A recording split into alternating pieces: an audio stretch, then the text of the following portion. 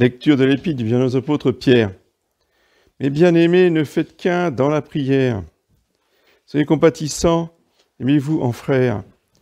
Soyez miséricordieux, humbles et doux. Ne rendez pas le mal pour le mal, ni l'outrage pour l'outrage. Mais au contraire, bénissez ceux qui vous maudissent, car c'est à cela que vous avez été appelés, pour devenir les héritiers de la bénédiction. Car si quelqu'un aime la vie et désire voir des jours heureux, qu'il préserve sa langue du mal et que ses lèvres ne profèrent point le mensonge, qu'il se détourne du mal et fasse le bien, qu'il cherche la paix et s'attache à l'acquérir, car le regard du Seigneur repose sur les justes, et ses oreilles sont attentives à leurs prières, tandis qu'il présente un visage de colère à ceux qui font le mal. Et qui pourra vous nuire si vous vous appliquez à faire le bien? Et si même vous deviez souffrir pour la justice, vous êtes bien heureux. Ne craignez pas, ne soyez pas troublés, mais rendez gloire dans vos cœurs à la sainteté du Christ notre Seigneur. Suite du Saint-Évangile selon saint Matthieu. En ce temps-là, Jésus dit à ses disciples, si votre justice ne va pas au-delà de celle des scribes et des pharisiens, vous n'entrerez pas dans le royaume des cieux. Vous avez appris qu'il a été dit aux anciens, tu ne tueras pas, et celui qui tuera méritera d'être condamné en jugement. Mais moi, je vous dis que quiconque se met en colère contre son frère méritera d'être condamné en jugement. Et celui qui dira à son frère Raka méritera d'être condamné par le conseil. Et celui qui lui dira fou méritera d'être condamné au feu de la géhenne. Si donc tu présentes ton offrande à l'autel, et que là tu te souviens que ton frère a quelque chose contre toi, laisse là ton offrande devant l'autel, et va d'abord te réconcilier avec ton frère. Après cela, tu reviendras présenter ton offrande. Voici les annonces de la semaine. Donc aujourd'hui, 5e dimanche après la Pentecôte. Lundi 11, Saint Pie Ier. Mardi 12, Saint Jean Galbert. Mercredi 13, Saint Anaclet. Jeudi 14, Saint Bonaventure. Vendredi 15, Saint Henri, empereur. Samedi 16, Notre-Dame du Mont-Carmel. Dimanche prochain, 17 juillet, 6e dimanche après la Pentecôte.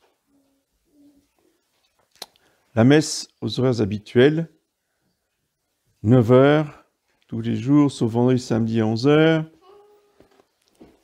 Le chapelet à 18h30 mercredi au Guillaudet. Les confessions à partir de 17h samedi 16.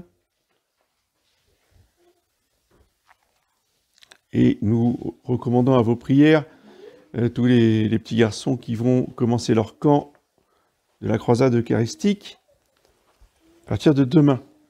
À ce propos, je ne peux que vous encourager à envoyer vos garçons au camp de la croisade eucharistique qui se déroule tous les ans au mois de juillet à Raveau.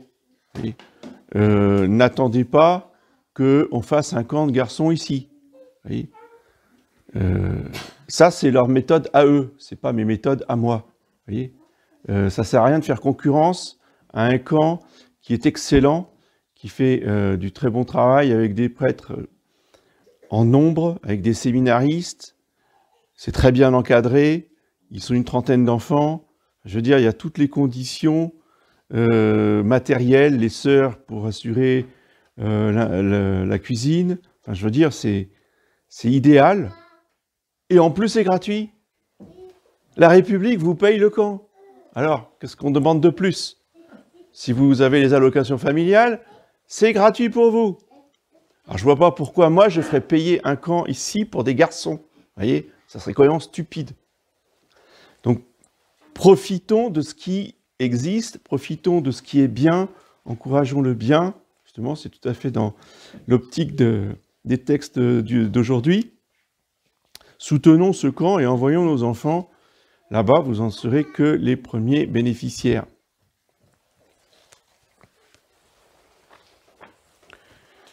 Au nom du Père et du Fils et du Saint-Esprit, ainsi soit-il. Eh bien, chers frères, Les textes de la messe d'aujourd'hui, le Saint-Esprit développe tout au long de ces dimanches après la Pentecôte les conseils pratiques pour vivre la vie chrétienne. On quitte la méditation, la contemplation des mystères de la vie de Jésus-Christ et on rentre là avec le Saint-Esprit dans le don de conseil qui nous explique comment mettre en pratique justement les enseignements de notre Seigneur.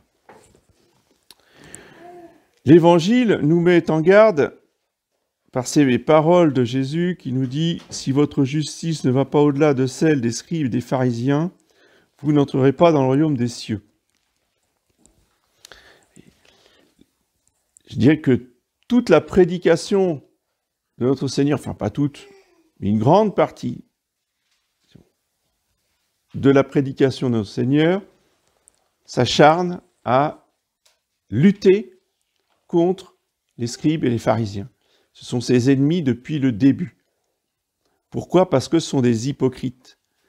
Parce que ce sont eux qui vont fomenter le complot contre lui pour le tuer. Le peuple n'est que la victime manipulée de ces gens-là. Et nous avons l'habitude d'entendre parler des pharisiens en ces termes. Les pharisiens n'ont jamais été sympathiques à personne. Donc on se dit, c'est des méchants. Ils font partie de ceux d'en face. Ben non, ça ne marche pas comme ça. Les pharisiens, c'est les bons. Ah oui, ben oui. D'où ils viennent les pharisiens? Qui sont les pharisiens? On a oublié qui sont les pharisiens. Les pharisiens, ils ont été fondés par un héros, le héros national qui a sauvé la religion. Il y avait en face un antichrist, enfin, disons, tous les pères de l'Église disent que c'est une belle figure de l'antichrist, puisque c'était un roi puissant, un roi païen, et qui avait pour ambition, si vous voulez, de changer complètement la société juive en les transformant en païens, de mœurs, de philosophie, avec les lois. Vous savez que la Palestine de l'époque était envahie par les Grecs. Et le tyran en question, c'était un Grec qui s'appelait Antiochus Épiphane. Et trouvant que les choses n'allaient pas assez vite, eh bien, il était parti avec son armée dans le but de tuer tous les Juifs qui résistaient encore, vous voyez, avec leur religion, avec leurs rites, avec leurs pratiques, qui résistaient encore à la philosophie grecque et au mode de vie païenne. Mais il a été foudroyé sur son char pendant qu'il chevauchait vers Jérusalem. Il est tombé de son char et il a été dévoré vivant par les vers. Ça, c'est la grande maladie des persécuteurs, d'être dévoré vivant par les vers qui sortent. C'est comme ça qu'est mort Lénine, hein, je vous le dis, à travers les siècles. C'est-à-dire que dans le Nouveau comme dans l'Ancien Testament, c'est toujours les mêmes punitions des grands persécuteurs. Antiochus Épiphane, c'était le Lénine de l'époque.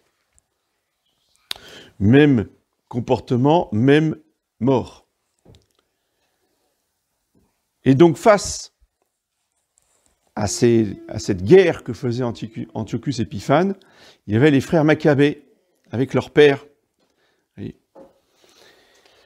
dont le plus valeureux était Judas Maccabée.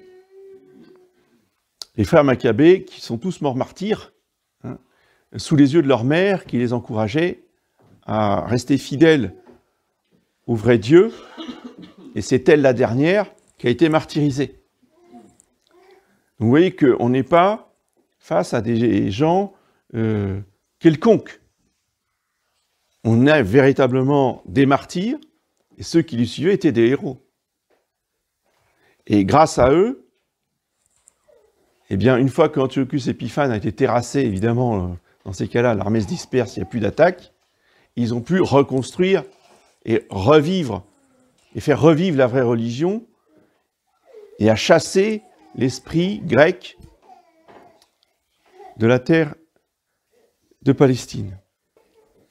Avec le clergé qui avait à sa tête Esdras, qui était un grand prêtre pieux et qui était un modèle pour le peuple. Oui.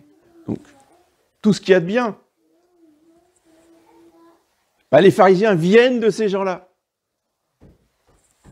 Ce qui veut bien dire que ce n'est pas parce qu'on fait le bien, parce qu'on triomphe, parce qu'on a lutté contre les méchants, que tout va continuer d'aller bien. Rien n'est acquis d'avance. Et le problème des pharisiens, c'est que justement, ils se sont complus dans leur gloire passée de sauveurs de la nation. Alors, ils s'y sont crus. Vous voyez, ça y est, il y a la tête qui commence à gonfler, là. Ça y est, c'est les meilleurs. Donc, on méprise les autres. C'est toujours le même. L'homme est l'homme. Vous voyez, il n'y a rien de nouveau sous le soleil, dit l'Ecclésiastique. Vous voyez, c'est toujours pareil. Je suis le plus fort, je suis le plus beau. Toi, t'as rien fait, ou c'est moi qui ai fait, toi, t'as regardé. Donc, je t'écrase. Vous voyez, c'est toujours comme ça. Depuis la cour de récréation, des petites classes, c'est toujours comme ça. Les hommes grandissent, mais la mentalité, elle ne change pas. C'est moi qui est la plus belle, c'est moi qui est la plus grosse, c'est moi qui est le plus fort.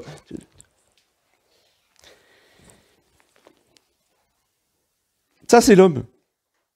Et justement, notre Seigneur passe son temps à remettre le pharisien à sa place.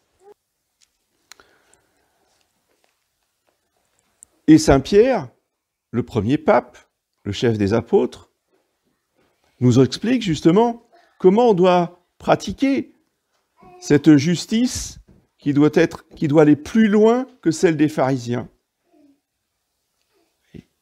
Soyez compatissants, soyez miséricordieux, soyez humbles et doux. Ne rendez pas le mal pour le mal, ni l'outrage pour l'outrage, mais bénissez ceux qui vous maudissent. C'est quoi cette mauviette? C'est un homme, ça? Il se fait insulter, il ne doit pas répondre. On lui fait du mal, il ne doit pas rendre le mal. Mais c'est qui, ça? Friedrich Nietzsche nous a dit, ça, c'est un sous-homme. C'est ce qu'a produit cette société de sous-hommes qu'on a appelée la chrétienté. De gens qui ne répondent pas aux insultes, par l'insulte, à l'outrage, par l'outrage, qui rendent le bien pour le mal. La société moderne, qui est une exacerbation de l'esprit païen, de l'esprit romain, qui est l'aboutissement, si vous voulez, de ce mouvement qui a commencé sous Philippe le Bel. Alors, au départ, c'est des choses très chics, des raisonnements d'universitaires, n'est-ce pas? Fameuse université de Bologne. Alors après, les Français, ils ont dit, on va suivre ce mouvement des juristes de Bologne. Ça a donné ensuite, tout cet engouement pour les lettres classiques, le latin. On a arrêté de lire les pères de l'Église en latin, ça n'a aucun intérêt. On va lire Virgile, on va lire Homère en grec. Ça a donné le mouvement humaniste de la Renaissance, qui a abouti directement au protestantisme. Oui.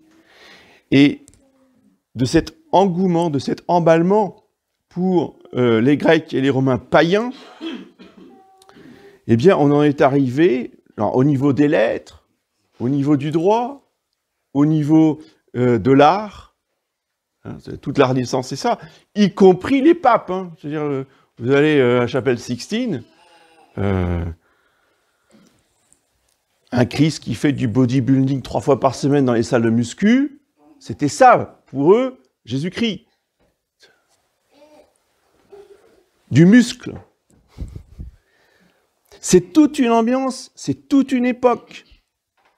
Mais justement, c'est le paganisme qui revient et avec ça, eh bien, arrive la mentalité, de nouveau, des païens. On refuse le pardon, on veut se venger, c'est moi qui est le plus fort, et ce sont les guerres de religion, et c'est la Révolution française, et avec Nietzsche, avec ces penseurs-là, eh bien, on arrive au quoi? Au totalitarisme, au nazisme, au communisme, parce qu'on va toujours plus loin, toujours plus loin, toujours plus loin, dans la logique de la violence, dans la logique de l'orgueil, dans la logique de l'adoration de Satan.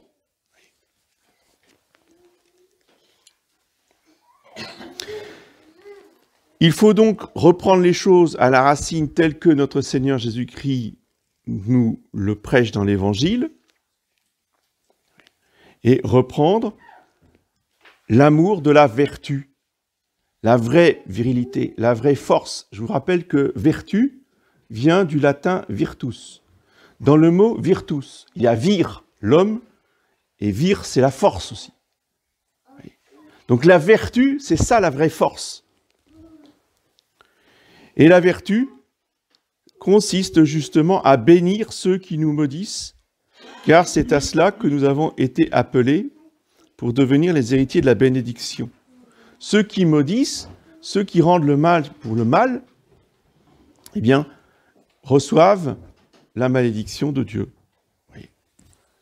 Et c'est un cercle infernal, parce que plus on se venge, plus on est offensé, plus on est outragé, et après il faut se venger de l'outrage, et c'est un cercle sans fin, voyez, de génération en génération en génération. Voyez. Des contrées qui n'ont pas été évangélisées en profondeur, c'est la Corse, la Sicile, et qui ont, comme un cancer, envoyé leurs métastases dans toutes les sociétés occidentales. Le principe de la mafia, c'est le principe du monde. C'est le principe de Nietzsche, c'est le principe païen, c'est le principe des Grecs et des Romains, tout simplement. Et notre Seigneur nous demande non seulement de ne pas tuer, mais ne pas se contenter de ne pas tuer. Moi, je vous dis, quiconque se met en colère contre son frère méritera d'être condamné en jugement. C'est-à-dire que les paroles outrageuses ou outrageantes, eh bien, méritent d'être condamnées en jugement. Et là, il ne parle que des frères. Alors, quand on en arrive à injurier, outrager, insulter des prêtres ou des évêques,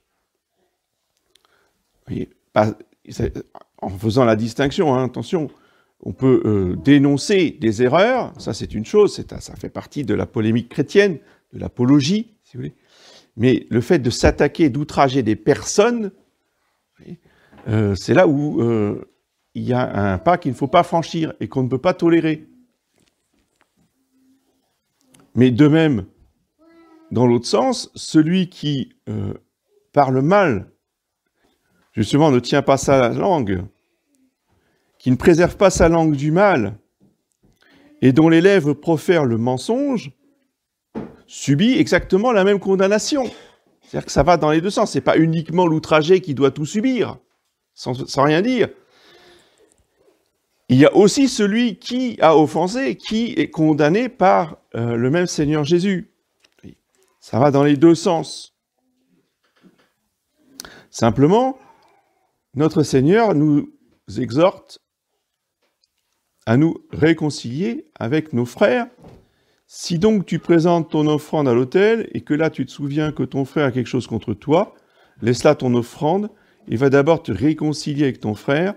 Après cela, tu viendras présenter ton offrande. Oui. Autant qu'il dépend de nous, disait saint Paul dans une autre épître, eh bien, recherchons la paix. Oui. Et pardonnons les offenses, car nous serons pardonnés dans la même mesure où nous pardonnons aux autres. Si nous ne pardonnons pas, eh bien nous ne serons pas pardonnés. C'est ce que nous disons, vous voyez, tous les jours dans le Notre Père. Et le problème du pharisien, c'est qu'il connaît mieux que les autres le Notre Père, parce que lui, en plus, il peut le réciter en latin, et puis que ces modernistes qui ont des mauvaises traductions, moi, j'ai la bonne traduction, d'accord? C'est bien, et c'est pas faux. Encore faudrait-il mettre en pratique. C'est que, justement, nous devons ne pas nous contenter de prier des bouts des lèvres, mais de au moins faire l'effort. Je ne dis pas qu'on y arrivera toujours, je ne dis pas que ce sera toujours facile, mais au moins demander et supplier l'aide de notre Seigneur pour pouvoir faire des efforts dans ce sens-là de toute notre force, de tout notre cœur, pour que nous soyons en accord, en harmonie avec ce que nous disons dans nos prières, avec ce que nous lisons dans nos missels pendant la messe. Parce que Dieu montre un visage de colère à ceux qui font le mal. Oui. Et donc si nous voulons justement avoir le culte du Sacré-Cœur, pratiquer cette miséricorde, eh bien nous devons chercher toujours à faire le bien.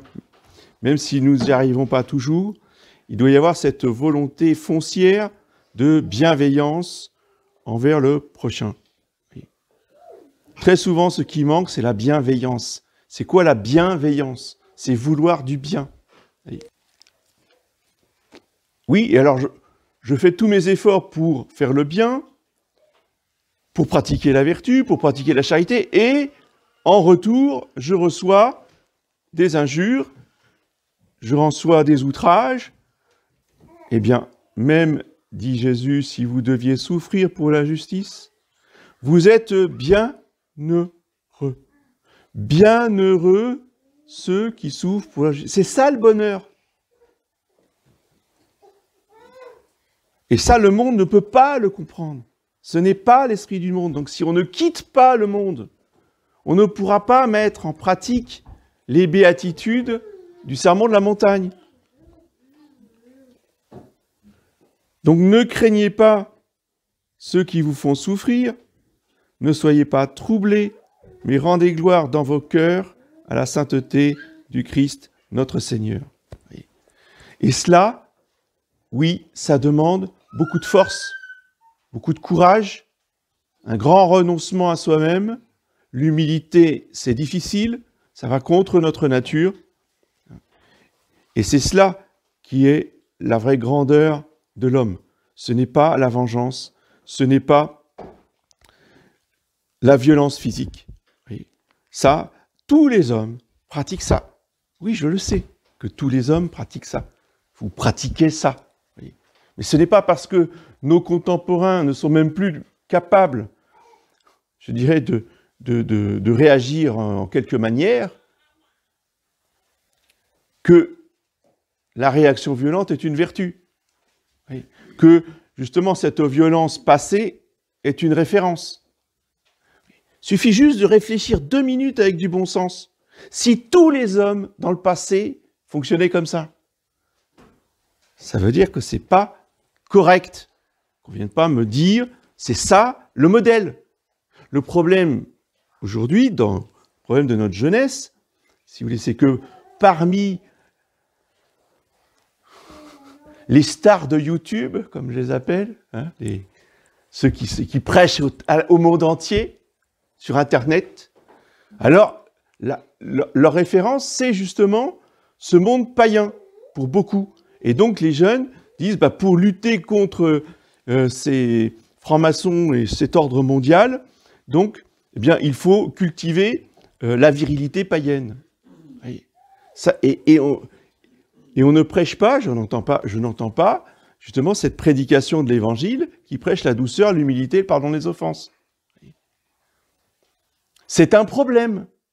C'est un problème dans nos chapelles. Il y a des règlements de compte qui sont, si vous voulez, en cours, pas ici, mais dans d'autres chapelles. Oui. Alors, sous prétexte qu'on va faire des matchs de boxe, etc. Voilà. Après, les prêtres sont obligés de calmer les gens.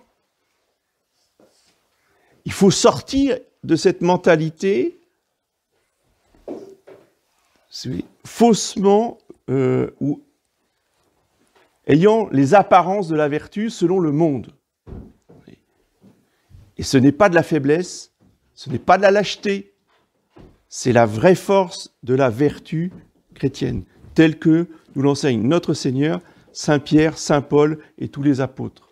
Eh bien, cet esprit chrétien, il faut vraiment demander au Sacré-Cœur de Jésus de nous le réapprendre, que nous le redécouvrions parce que nous l'avons oublié. Nous avons été submergés de l'esprit révolutionnaire, laïque, nous avons été déformés par l'enseignement de l'école et nous avons beaucoup de mal à retrouver le véritable esprit chrétien. Et bien que la communion de ce matin soit pour nous l'occasion de demander à notre Seigneur de nous donner son esprit, d'apprendre de lui qu'il est doux et humble de cœur. Ce sont ses propres paroles. Apprenez de moi que je suis doux et humble de cœur. Ce n'est pas dans notre nature, c'est surnaturel. C'est une grâce qui vient du ciel. Ce n'est pas quelque chose avec lequel on est. N-A-I-T.